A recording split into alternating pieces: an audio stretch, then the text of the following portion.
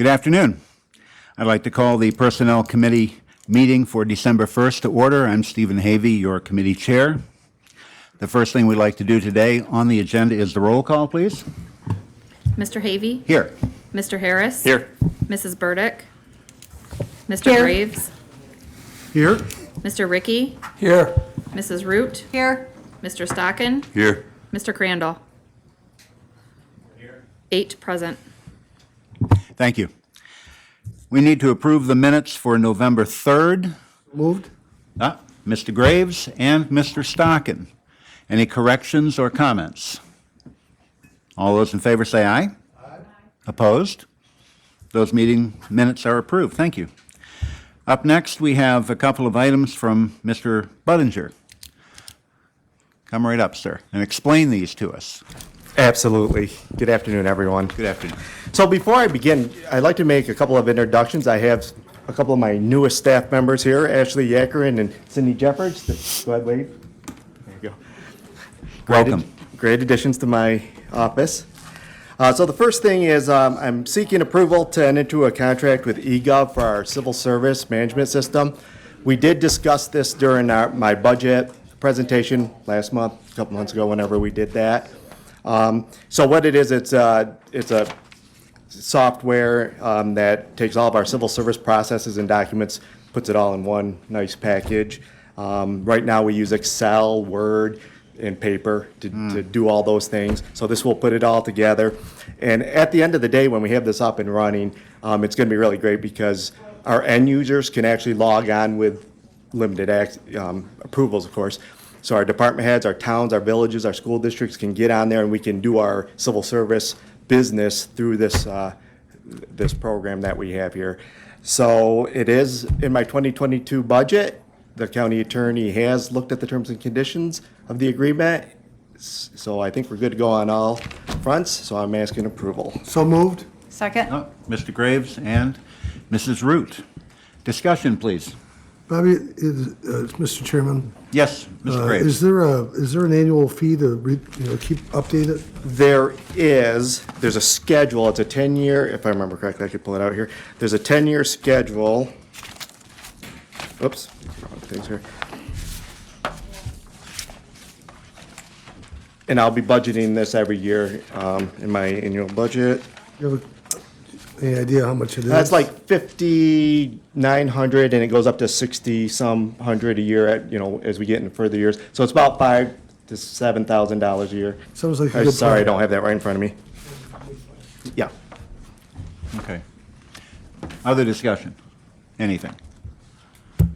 Okay. All those in favor, please say aye. Aye. Opposed? That is carried. Mr. Budinger, something else? Yes, the second item that I have for you is our annual stop-loss contract. So I come in front of you guys every year to ask for this.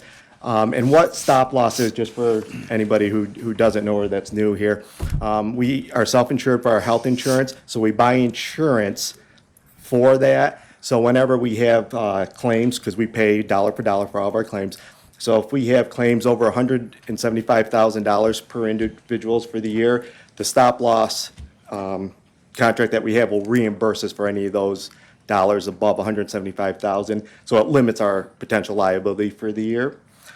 So we always do an RFP for it. Gerber, who is our current stop-loss carrier, quoted an 18% increase, which is just over $86,000 a year, so a significant increase. We had a quote from Independent Health, which was very similar to that, right around the same amount. And Serious Point provided a quote that was 3.5% decrease for the year. So that'll actually save us just under $17,000 from this year's cost. So I'm asking approval to enter into a contract with Serious Point for our stop-loss carrier. Excellent.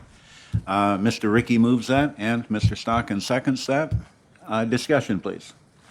Mr. Harris. Thanks. This is a new company, right? They haven't provided a quote before? They have not provided a quote before. The person that runs that, though, is our benefits consultant who does this RFP for us.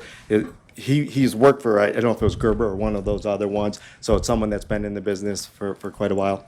And these are always 1 year These are always contracts, 1 year. right? What they do is 30 days before I'm in front of you, They accumulate, well, before 30 days, but they accumulate all the claims, and then they look at, they're projecting what the high-cost claimants might be for next year, and that's where these quotes come from. So within 30 days of them providing us the quote, they want us to actually put pen to paper, otherwise they start reviewing claims again. Is there ever an opportunity to request proposals to go out past 1 year in terms of premium rate? I don't know if they'll do that. It's even, I've been fighting, trying to get this in front of the committee before, December. Because they're looking at the claims, they want to have that as close to the time we're going to sign the contract as possible, because things can change pretty significantly. So I could ask that question. I mean, not for this time, but No, I but understand. when you go out for traditional health insurance, sometimes they'll give you 2 and 3 years I can certainly with ask. established premium increases. Yeah, we do that with all of our other contracts. I can certainly ask the question. Happy okay. to do that. All right, thanks. Okay. Mr. Barnes? Yes, how many times in the last year have you gone over the 175,000? This is per account or per person or per family or whatever. Right. Honestly, I don't have that answer in front of me. I know that these quotes, and I don't want to give too much information, but I know these quotes are higher. And Gerber, who we've been with for a couple of years now, it's a significant increase. It's because they're identifying some potential high-cost claimants that are coming up. Whether they hit that or not, I don't know. I don't have a number for you to give you right now, though. But it's significant enough that it's affecting at least their rate. Yeah, they're looking at these claims, and they're looking at the diagnosis, and they're trying to figure out, they're guessing a little bit, do we anticipate that they're going to be high-cost claimants and where that might be. And every company evaluates these claims a little bit differently.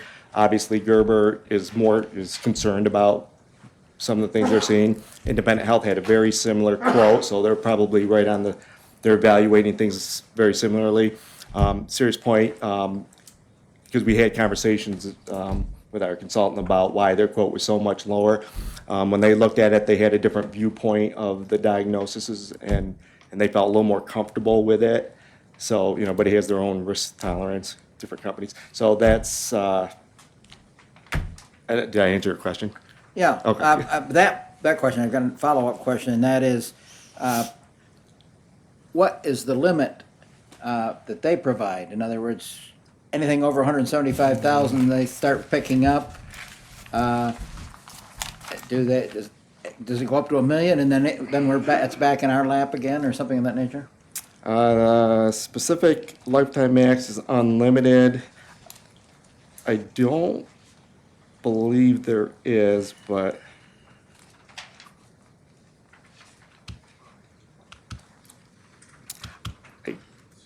I don't believe there is. I could double check that for you. I know that the lifetime max is unlimited, but I can verify that. 175,000 is a pretty significant amount of money for an individual. Right. And I can tell you in the 13 and a half years I've been here, we've certainly had people that have gone over that. And I know Terry sees the numbers too. I don't remember anything significantly above that. It's good that we have that protection on the upside. You get, especially if you get a handful of people that have something significant. I'm not concerned, not even a little bit, that if there is a limit that we'd hit it. But I'll find out and let you Okay, know. thank you. Yep. Any other discussion? Oh, Yeah, I see that Gerber has these lasers and conditions down at the bottom. Does Serious Point have those same conditions, or? No. And Okay. just so, I'm sorry, go ahead.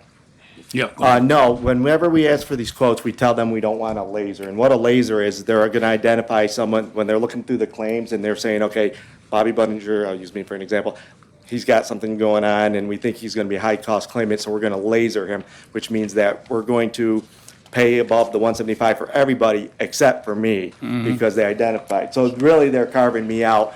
And there's some limited lasers.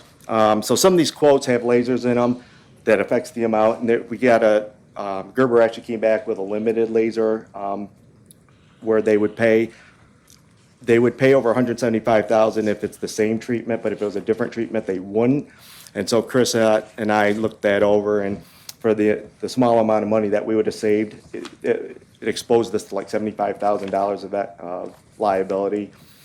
So we don't accept lasers. Okay, so Sirius doesn't have those in There's there. no lasers. Okay, There's no lasers. thank you. Yep. Okay. Other questions? Mr. Crandall? Do these costs get factored into premium equivalents Our premium, cost for the insurances? Do you know? I don't know if I know the answer. I don't know if Terry can help me out with that. Actually, I don't know the answer to that, but I think when they establish our premium equivalents, they take into consideration all the costs of our self-insurance. So that would be admin, stop loss, everything. But we would have to confirm that with our third party. It may not be, it may not be huge, but if you're looking at a cost like this going up to 16 or 18% versus coming down, certainly makes a difference in that calculation. Correct, that would. And if they have been including it, then that's, because our part of our whole package for self-insurance includes all those expenses. So when we provide them with reports on what our insurance cost us, we give them all of that. So this How should they be part of extract that that. out, I'm not sure. Yeah, they give us it's a little, it's several pages long on how they calculate all that. And it's above my pay grade on trying to figure that all out. Well, I don't want to get in the weeds on it, but the point is that with this going down, certainly is going to have a positive effect on that calculation if that's included. Well, certainly saving 86,000, well, 70-some thousand dollars, yeah, I think is a big positive, so, yep. Other comments and questions? Anything? Okay, all in favor say aye. Aye. Opposed? And that is carried. Thank you very much, Mr. Buddy. Thank you very much. Next up, we have Commissioner McCormick. Good afternoon, sir.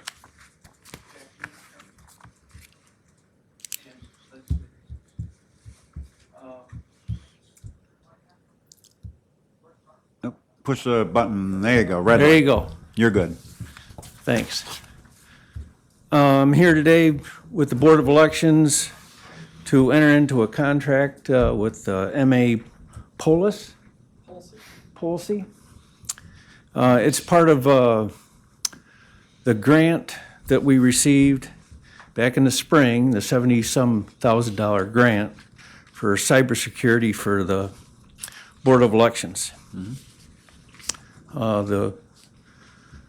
The contract with these folks is for $12,600. So far, the grant that we received was $71,000. We've already accepted and worked through the grant where we've billed and $51,000. So this is just another part of the requirement that the State Board of Elections needs us to complete. I'll move it. Mr. Graves, second. Mrs. Root. Questions and comments? Okay. Commissioner, this is for cybersecurity. Can you give us some details of what this 12.6 is purchasing for us? Cybersecurity. Okay. Could I have guessed that, or? Okay. Chairman, Yes. hi, this is Keith Hooker, IT Director. Yes, I saw it. There you This are. actually gets us policies and procedures that are needed. The State Board of Elections is dictating that we have certain policies and procedures, and that is what this is meeting. Excellent. Thank you very much. I appreciate that. You're welcome. Okay. Other questions, comments, anything? All in favor, say aye. Aye. Opposed? And that is carried. Commissioner McCormick, thank you very much. Thank you very much. Good luck to you all. Thank you very much. Okay. Next on our agenda, we have some pension reporting by Brenda Wrigley-Reilly. Yes, I'm requesting a resolution establishing the standard workday for Gina DePrima and reporting her average days worked per month. Okay. Moved by Janice and Mr. Stocking. Okay. Questions, comments, anything we can do for you? All in favor, say aye. Aye. Opposed? And that is passed. Thank you very much. Thank you, Brenda. We have referrals from committees. We do have one here from Human Services. Mrs. Hopkins, would you like to field that one? Thank you.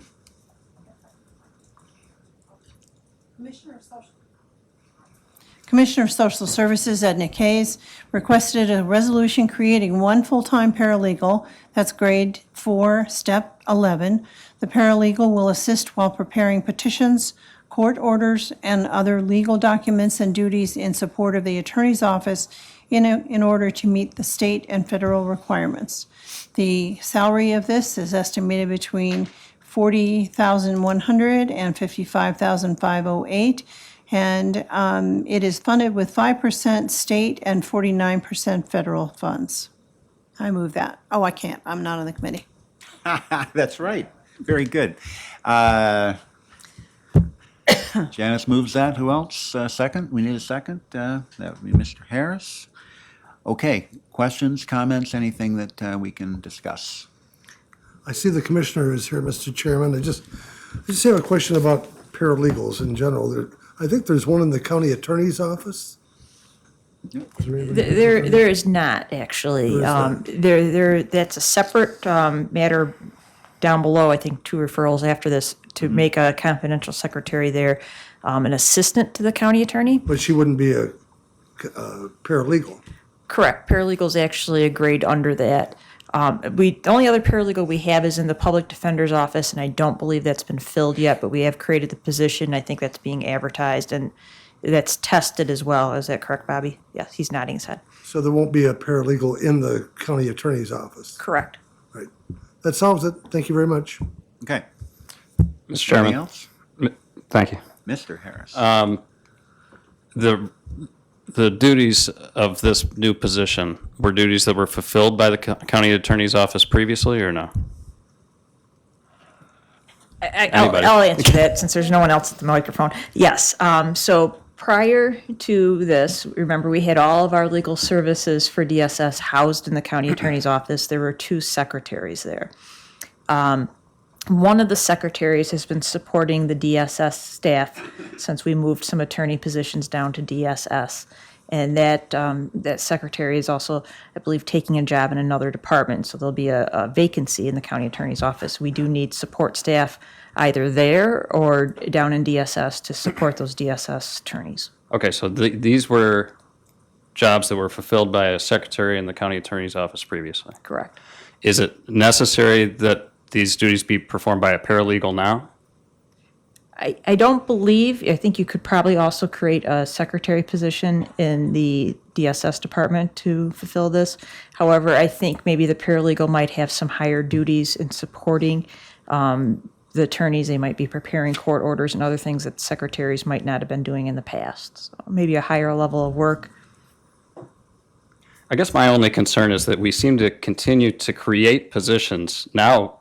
For instance, today, we're creating positions in both offices when originally the intent was to shift positions and eliminate positions where they've been shifted away from. Well, I think if you go down to the county attorney's request, I think that will eliminate one secretary position there. So I believe the intent would be to promote a secretary up, hopefully, and eliminate that position. The other secretary will become vacant. Whether or not you choose to fill that vacancy at that time will be another matter. Okay. Thank you. Okay. Other discussion? Hearing none, all in favor say aye. Aye. Opposed? And that is carried. Thank you very much. Next up is actually a P&D item, I believe. Mrs. Root, would you care to field that one? Sure. The Director of Planning, Keir Durham, requested a resolution creating one full-time planner, grade 7, step-based. The planner will work with towns, villages, and the county with creating plans for downtown development, hazardous mitigation, GIS work, and comprehensive plans. The annual salary is estimated to be $47,897, with benefits approximately $18,000. Some partial funding may be available in the future, but none is currently projected. This was approved at the P&D committee, and I'll make the resolution. Thank you. A second? Mr. Harris? Discussion. Mr. Harris? Again, Carissa, you probably know the answer to this, but I believe he's intending to fill this with a current employee, right? I believe so. And so is this including a backfill of the position that's going to become vacant, or is it his intent to eliminate the position? I believe if he were to fill from within, that he would also be asking to backfill any subsequent vacancies. Okay, so when it indicates that it's 2022 budgeted, it's budgeted, were both of these positions budgeted, the one that's about to be vacant and the one that he's creating? I believe so, and maybe Ms. Ross remembers for sure, but I think he did. Yes. I believe Mrs. Root is indicating that he did as well. And not out of contingency, out of his own budget. I'll have to look to be, sure. The MOE does say that it is eliminating a position that was in the development office. That might be where it was budgeted, and now it's going to planning. I'll have to check the request that was put in to begin with. I'll see if I can find it during the meeting, but I'll check for it right now. Okay, thanks. Okay. Other discussion? All in favor, say aye. Aye. Opposed? And that is carried. Thank you very much.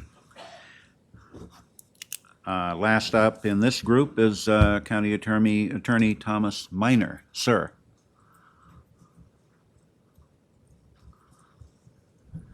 Thank you. We're not trying to add a position here, we're trying to create a position. We'll most likely be down to simply one person in this position. Used to be a secretary.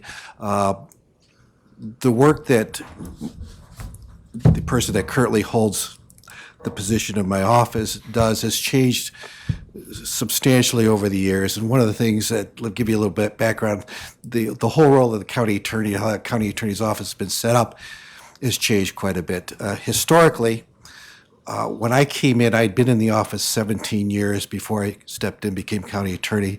My predecessor had been in there at least 17 years. Carissa, when she came in there, I know had been in there at least 10 years, if not more than that, when she stepped in.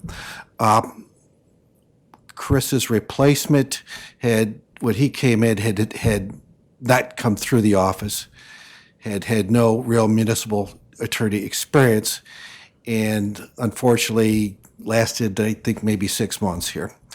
That created a vacancy, but during that whole period of time, even from the start, my assistant to the county, I refer to her that now, although we haven't created that position yet, basically ran that office.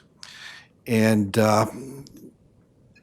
she's continued to run that office now that we've been operating as a part-time attorney position. It's always been a full-time position until I came in there as part-time. And I believe, as I've told you before, that I think it continued to be operated as a part-time position.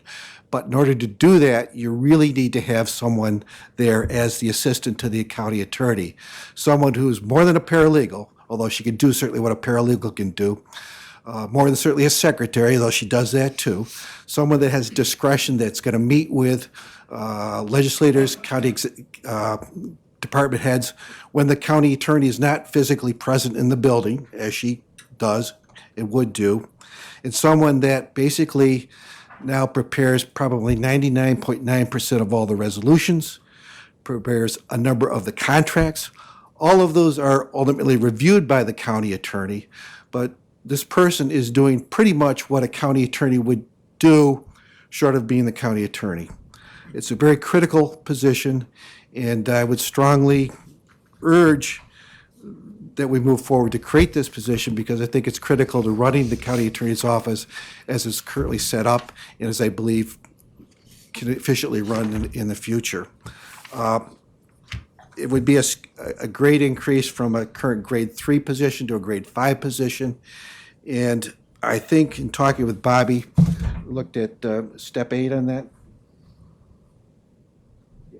Yeah, that's, that would be my recommendation. That would bring. So moved, Mr. Chairman. Mr. Graves? Oh, thank you. I'm sorry. And second, Mrs. Root. Questions and comments? Mr. Harris? Hoping for some insight from our county administrator, because you have so much experience in that office. Thoughts on this change based on your personal past experiences in the office? I think Mr. Minor's recitation was correct. So I think we were put in a position where we didn't have the normal oversight by an experienced full-time county attorney in that office. And when you operate that way, having someone that can actually manage the office on a day-to-day basis and have a title that's a little higher than a secretary was probably needed. So that's my insight. So it meets this meets your approval? Yes. And Bobby, it makes sense from your end? Yes, it does. When I looked at it, I had the county attorney actually fill out a new position duty statement, because I don't look at the individual. I don't care. I don't care who's going to take this position. So I'm looking at strictly from a duties standpoint, and the duties that were outlined in that new position duty statement was clearly far above a secretary level. Again, I don't care who's going to end up filling it. So I do believe that the duties that are being performed or that will be performed, according to that, it's not a secretary position. And since I'm right here, I just do want to add that I'm making a recommendation that it's in the 9-unit, grade 5, right? Is that what I said? Grade 5. Grade yeah. 5, right. Grade 5. It's just a recommendation to the committee, so I think that is something that you also need to approve if you approve this position. Thank you. Mr. Crandall? Yeah, I don't question what Tom's presented at all. I know that individual's done an awful lot of work over the last couple of years in that office. The only question I have is where the rate lands, what was looked into that, and is this anything that is falls into the study that is being done, or is this nothing that had been included in that? This is something that, yes, so Mr. Jacobs has examined this in the study. We don't have a rate recommendation for him, but this title will be included in the study. The recommendation for placement and the rate that we'd be settled on here, comparisons, where did we come up with that? So to come up with where this should land, once I decided I was going to recommend in the 9-unit, which would be in. I'm sorry. Can anyone hear me? So this is the most appropriate in the 9-unit because it's in the county attorney's office and the nature of the work that they do. So then we do an evaluation of the different positions in the 9-unit salary plan. You know, the duties, the responsibilities, knowledge, skills, and abilities, and everything that goes into that job compared to positions in the different grades. I also compared it to actually an office manager, which is in the PEP unit, because that's a very similar type of position, just not obviously with some differences. So I do feel very, very comfortable with the way that we have our 9-unit salary plan as it stands today, that is the appropriate place. Thank you very much. Mr. Barnes? Yeah, so what we're talking about is a person that you are going to put into the one who's already in the position, and you're going to upgrade their title or whatever. That's my intent, yes. So if that person was to leave and we were hiring a new person from outside, would the same situation be, I mean, would you, first of all, Yes, this person's got a lot of experience. It would be a competitive position that there'd be, ultimately be a civil service exam on that. Correct. And we'd have to choose from that, but the standards set forth, the educational standards, that's what this office requires, and that's what we would be looking at. Very good. Thank you. Other comments? Okay, all in favor, say aye. Aye. Opposed? Thank you, that's passed. Thank you, Ms. Minor. Okay, we're up to old business. Or new business. Chairman Havey, could I just respond to the question about the planner being in the planning? Absolutely, I hope you did. Thank you. Yes, it is in the budget at around 52K, so there's money to cover that position. Backfill? And the filling of the one below it, yes. No. You're welcome. Very good, thank you. Good of the order. Mr. Budinger, sir. Let me just clean up a question that I had from Okay. Mr. Legislator Barnes. It is about going back to the stop loss question that he had, whether there was a cap on that, and it's unlimited, annual reimbursement and lifetime. Great, thank you.